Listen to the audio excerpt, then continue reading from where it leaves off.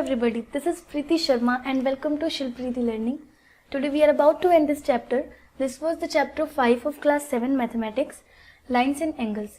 इस चैप्टर में हमने 3 वीडियोस अपलोड की, जिसमें से 2 वीडियोस थी थ्योरी के लिए और एक वीडियो थी एक्सरसाइज 5.1 के लिए. उसके बाद ये वाली वीडियो एक्सरसाइज 5.2 के लिए है. इसके बाद क्लास 8 के लिए वीडियो होगी. तो थ्योरी पार्ट में हमने इन 8 टॉपिक्स को पढ़ा था.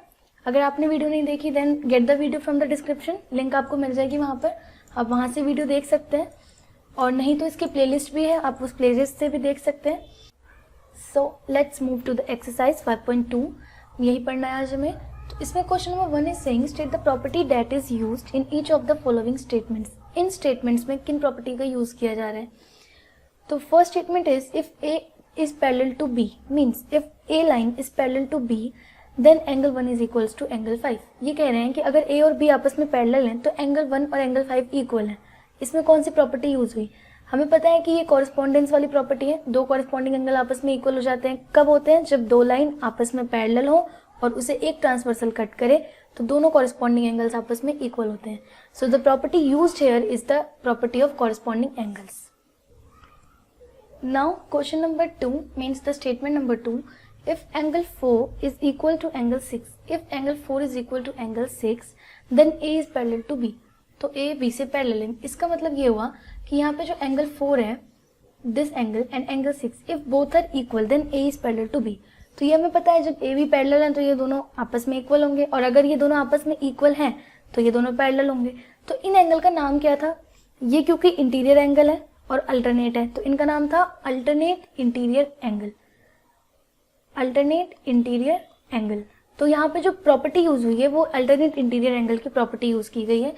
यहाँ पे ये कहा गया है कि अगर 2 अल्टरनेट इंटीरियर एंगल आपस में इक्वल हैं तो वो 2 लाइंस जो है आपस में पैरेलल होंगी. ठीक है. Next is if angle 4 plus angle 5 is equals to 180 degree, means angle 4 and angle 5 equals to 180 degree, then A is parallel to B. तब भी जो है ए बी के पैरेलल होगा. तो यहाँ पे कौन सी प्रॉपर्टी यूज हुई है. यहाँ पे हमने पढ़ा था कि जो इंटीरियर एंगल्स होते हैं ट्रांसवर्सल के सेम साइड पे, means this is a transversal, इसका राइट साइड ये रहा और इसका लेफ्ट साइड ये रहा. तो इस ट्रांसवर्सल के सेम साइड पे जो एंगल 4 और एंगल 5 है ये जो होंगे हमेशा सप्लीमेंट्री होंगे. ये हमने पढ़ा था प्रॉपर्टी में. तो यहाँ पे हम लिखेंगे the interior angles on the same side of transversal are supplementary. ये प्रॉपर्टी यहाँ पे यूज हुई. कैसे, ये दोनों जो एंगल्स है ये इंटीरियर एंगल्स है और ट्रांसवर्सल के लेफ्ट साइड है, मीन्स ट्रांसवर्सल के सेम साइड है ये दोनों एंगल्स. तो दोनों एंगल्स अगर ट्रांसवर्सल के सेम साइड है और इंटीरियर है तो दोनों आपस में सप्लीमेंट्री होंगे. ये हमने प्रॉपर्टीज में पढ़ा था. सप्लीमेंट्री का मतलब क्या होता है, इनका सम क्या होगा, हमेशा 180 डिग्री. तो यहाँ पे यही दिया है. दैट इज मीन कि यहाँ पे interior angles on the same side of transversal property use की है. ठीक है, sorry, interior angles on the same side of transversal are supplementary, ये वाली प्रॉपर्टी यूज की है. इसका मतलब ये हुआ कि interior angles on the same side of transversal are supplementary. This property is used in the statement number 3. ठीक है, in this statement. Now comes the next question. Question number 2.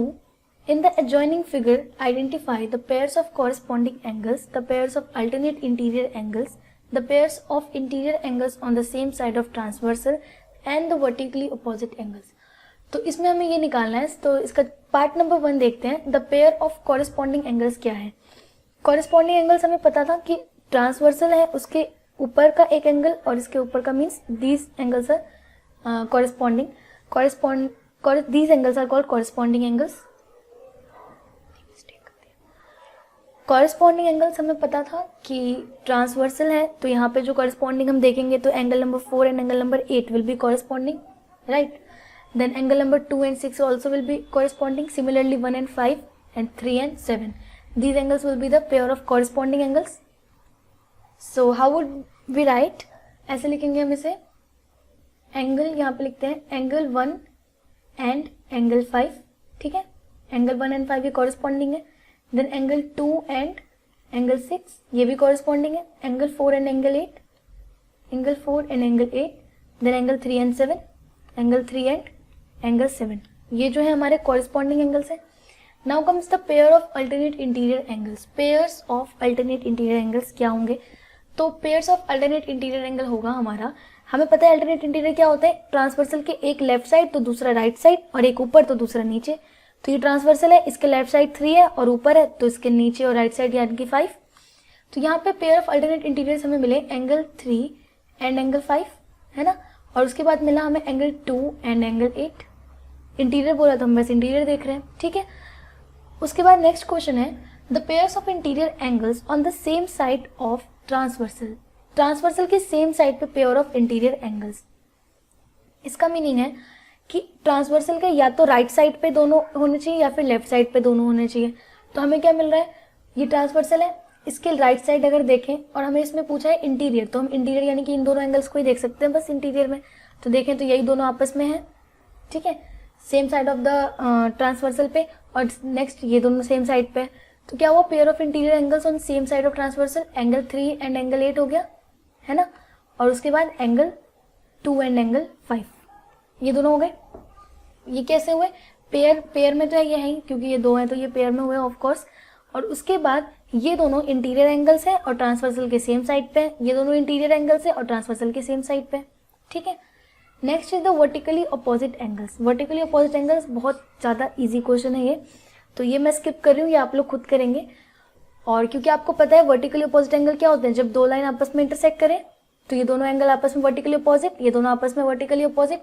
तो यहाँ पे आई थिंक आपको दिख रहा होगा, ये रहे दो प्लेस जहाँ पे वर्टिकल अपोजिट एंगल्स बनेंगे, और आपको ये भी पता है कि कितने पेयर्स बनेंगे, ठीक है। So you will do this yourself. Now comes the question number 3। In the adjoining figure P is parallel to Q, find the unknown angles. This line is parallel to this line, we know.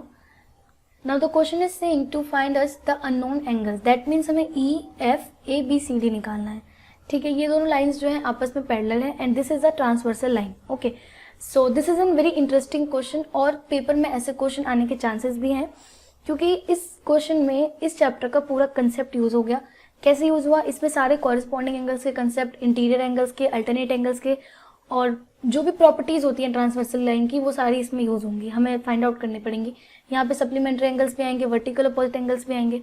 तो इस question में वो सारी चीजें हैं, कह सकते हैं कि पूरे चैप्टर का निचोड़ है, यहाँ पर हमें इसको फिनिश करना है। So let's do.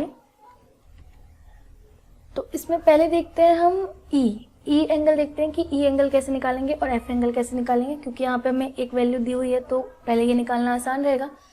So let's find out. ये 125 डिग्री है, हमें पता है इसके सामने वाला एंगल वर्टिकल अपोजिट एंगल हो गया, इसके सामने एंगल तो वर्टिकल अपोजिट हुआ क्योंकि ये दो लाइन इंटरसेक्ट हो रही है।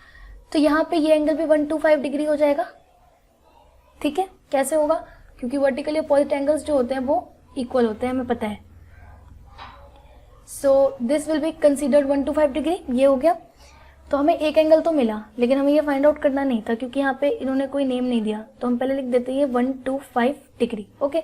Now we see this is a line, ये जो लाइन है इसे हम ट्रांसवर्सल कह सकते हैं। इस ट्रांसवर्सल को एक स्ट्रेट लाइन भी कह सकते हैं, और स्ट्रेट लाइन का जो डिग्री होता है वो 180 डिग्री होता है ना। इस स्ट्रेट लाइन पे जो ये लाइन है, ये इस स्ट्रेट लाइन को दो अलग अलग पार्ट में डिवाइड कर रही है, बट ये दोनों एंगल जब हम ऐड करेंगे तो 180 डिग्री होना चाहिए, क्योंकि ये दोनों लीनियर पेयर है, एक स्ट्रेट लाइन बना रहे हैं। तो 125 डिग्री अगर 180 में से हम माइनस करेंगे तो ये वाला एंगल हमें मिल जाएगा, है ना। So here we get the rest angle that is 55 degree. ये हमारा 55 डिग्री हो गया। कैसे हुआ, क्योंकि ये एक ट्रांसवर्सल जो है, एक ये स्ट्रेट लाइन भी तो है, transversal is a straight line also, और ट्रांसवर्सल पे अगर दो एंगल बटे हुए हैं तो दोनों का सम हमेशा ऑफ कोर्स 180 डिग्री ही होगा क्योंकि वो लीनियर पेयर है। तो ये 55 डिग्री हो गया, और ई के सामने एफ जो है वर्टिकल अपोजिट एंगल, तो ये भी 55 डिग्री हो गया, है ना। तो हमें ये समझ में आ गया, ये था हमारा 125 डिग्री और ये हमारा 55 डिग्री एंड ये भी 55 डिग्री। तो यहाँ लिख लेते हैं E is equals to F that is equals to angle E equals to angle F equals to 55 degree. ये मिल गया हमें। So now if we see angle E and angle A both are corresponding angles, angle E और A तो corresponding angles है, तो ये दोनों आपस में इक्वल होंगे, है ना। हमने ये प्रॉपर्टी पढ़ी थी कि कॉरेस्पॉन्डिंग एंगल्स जो होते हैं वो इक्वल होते हैं। तो एंगल ए और ई इक्वल, यानी कि एंगल ए का सम हमें क्या मिला, मीन्स एंगल ए का मेजर हमें मिला 55 डिग्री। नाउ एंगल एफ और एंगल सी ये भी इक्वल होंगे, और या फिर ये भी कह सकते हैं कि ए और सी इक्वल है क्योंकि वर्टिकल अपोजिट है, तो ये एंगल सी के बराबर भी हो गया, है ना, हो गया। अब बचा क्या, बी और डी। तो अब यहाँ पे हम देखेंगे कि ये 55 डिग्री है ना, तो इसके साथ जो ये एंगल बी है ये लीनियर पेयर बनाएगा, तो यानी कि ये 125 डिग्री हो जाएगा। तो एंगल बी हो गया हमारा 125 डिग्री, और एंगल बी के सामने जो है वो वर्टिकली अपोजिट, तो ये एंगल डी भी होगा। तो हमें मिल गए सारे मेजर। यानी कि इसमें हमें मेजर क्या मिला, ये मिला 125 डिग्री, ये हुआ हमारा 55 डिग्री, एफ भी 55 डिग्री, देन ए भी हमारा 55 डिग्री, सी भी 55 डिग्री और बी और डी दोनों 125 डिग्री। ठीक है, ये था क्वेश्चन, इससे ज़्यादा इसमें कुछ भी नहीं था, थोड़ा सा इंटरेस्टिंग था। और अगर डिफ़िकल्ट नहीं, इसको डिफ़िकल्ट तो नहीं कह सकते, पर ठीक है, थोड़ा सा दिमाग लगाना था इसमें और हमने लगा लिया। नेक्स्ट क्वेश्चन करते हैं, question number 4, find the value of x in each of the following figures if l is parallel to m। अगर l m से पैरेलल है और यहाँ पे भी l m से पैरेलल है तो हमें x की वैल्यू निकालनी है। सो हियर वी गेट 110, ये हमारा 110 है।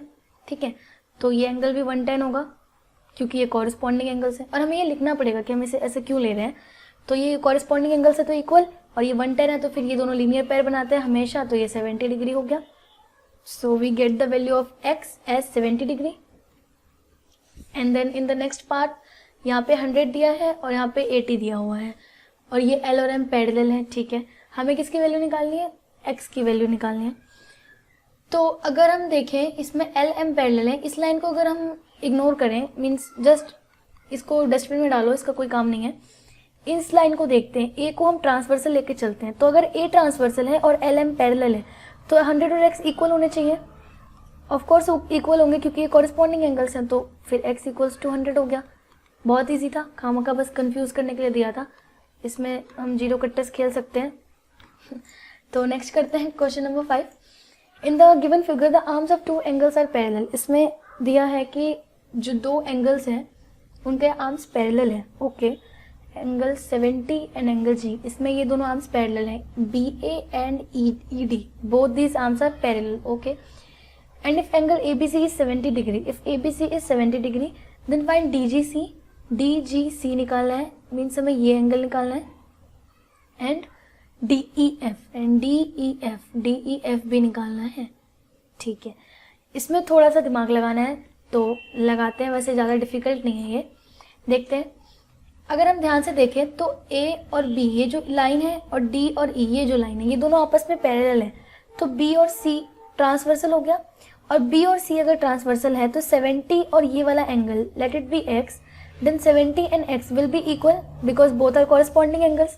सो we get the value of angle G as 70 degree. Now if this is 70 degree and BC and EF are parallel, ये दोनों पैरेलल है, कहाँ है, हमें आर्म्स पैरेलल है तो ये दोनों भी पैरेलल होंगे। तो angle x and angle E means angle G, this angle and this angle will be equal because these are also corresponding angles, तो ये भी 70 डिग्री होगा। सो हमें तो सिमिलर वैल्यू मिली, सारे एंगल्स हमारे 70 डिग्री के हुए, है ना। So this was an easy question.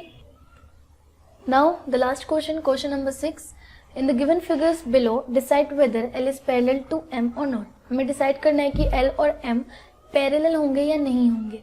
Okay, then if L and M is parallel, अगर ये दोनों लाइन पैरेलल होंगी तो हम N को ट्रांसवर्सल कंसीडर करेंगे, है ना। और अगर N ट्रांसवर्सल है, L M पैरेलल है, तो इन दोनों का सम 180 डिग्री होना चाहिए, क्योंकि हमें पता है interior angles on the same side of transversal are supplementary. तो अगर हम इन दोनों को सप्लीमेंट्री प्रूव कर दें तो L और M ऑब्वियसली अपने आप ही ये पैरेलल हो जाएंगे, है ना। तो करते हैं इसको प्रूव, 1 2 6 को प्लस करते हैं, वी गेट 170 डिग्री। ये है 170 डिग्री एंड 170 डिग्री नहीं आना चाहिए, हमारा 180 डिग्री आना चाहिए। इसका मतलब कि ये दोनों सप्लीमेंट्री नहीं है, इसीलिए हम कहेंगे कि L और M पैरेलल नहीं है। Why so? Because the interior angles on the same side of the transversal is not supplementary. ठीक है, so in the first case L is not parallel to M, L parallel नहीं है M के, है ना। अब नेक्स्ट वाले में चलते हैं, नेक्स्ट पार्ट में देखते हैं, क्या पता इसमें पैरेलल हो। Now in this part we see L और M हमें दिया, वैसे तो दिख रहे हैं ये पैरेलल नहीं है, बट फिर भी प्रूव करना है क्योंकि। तो एक काम करते हैं, हम इसमें प्रूव करने के लिए ऐसा लेते हैं कि ये 75 डिग्री है, तो इसका ये वाला एंगल हम निकाल सकते हैं। कैसे? क्योंकि अगर ये दोनों पैरेलल होंगे तो ये सप्लीमेंट्री भी होंगे, और सप्लीमेंट्री होंगे तो फिर हम इनका सम देखते हैं। 180 डिग्री होना चाहिए, जिसमें से 75 डिग्री का एक एंगल हमारे पास है, तो जो रेस्ट एंगल बचा वो होना चाहिए 105 डिग्री का, है ना। तो अगर ये 105 डिग्री होगा तो 75 डिग्री और 105 डिग्री मिलके 180 डिग्री बनाएंगे, यानी कि आपस में सप्लीमेंट्री हो जाएंगे, और सप्लीमेंट्री हो जाएंगे तो L will be parallel to M। But यहाँ पे ये 75 डिग्री है, और क्योंकि ये और ये एंगल आपस में वर्टिकली अपोजिट एंगल भी होते हैं, तो इन दोनों को इक्वल होना चाहिए, ये इक्वल नहीं है, इसीलिए यहाँ पे L is not parallel to M, ठीक है। In the part 2 also L line is not parallel to M, ठीक है। नाउ थर्ड क्वेश्चन देखते हैं, इसको भी हम सेम क्राइटेरिया चेक करने का, वैसे ही चेक करेंगे। इसमें क्या करेंगे हम, यहाँ पे देखते हैं ये एंगल दिया है, तो नेक्स्ट इससे जो रिलेटेड ये वाला एंगल है इसको निकालते हैं। ये 1 2 3 है, इन दोनों का सम 180 डिग्री होना चाहिए क्योंकि ये लीनियर पेयर बना रहे हैं, तो इसको माइनस करके देख लेते हैं। Here we get 57 degree. Now this angle and this angle both are corresponding angles and corresponding angles are always equal. So we can say L is parallel to M. How? Because the corresponding angles are equal. तो ये L M के parallel हो जाएगा, ठीक है। Now this question I'm leaving this question for you. You need to do, but in case you get doubt, let me know. Comment में आप बता सकते हैं। So मैं इस क्वेश्चन को नहीं कर रही, आपको खुद करना है, तभी आपकी कहीं प्रैक्टिस होगी, क्योंकि सारे क्वेश्चंस तो मैंने समझा दिए और थोड़े बहुत रह गए जो आपके लिए छोड़े हैं। So we are over with this chapter. इसके बाद क्लास 8 की वीडियो और क्लास 8 के बाद फिर हम मिलेंगे, ठीक है। Till then take care and good bye. And one more thing, for the notes go to the description box, वहाँ पे लिंक मिल जाएगा आपको, so you can download the notes also.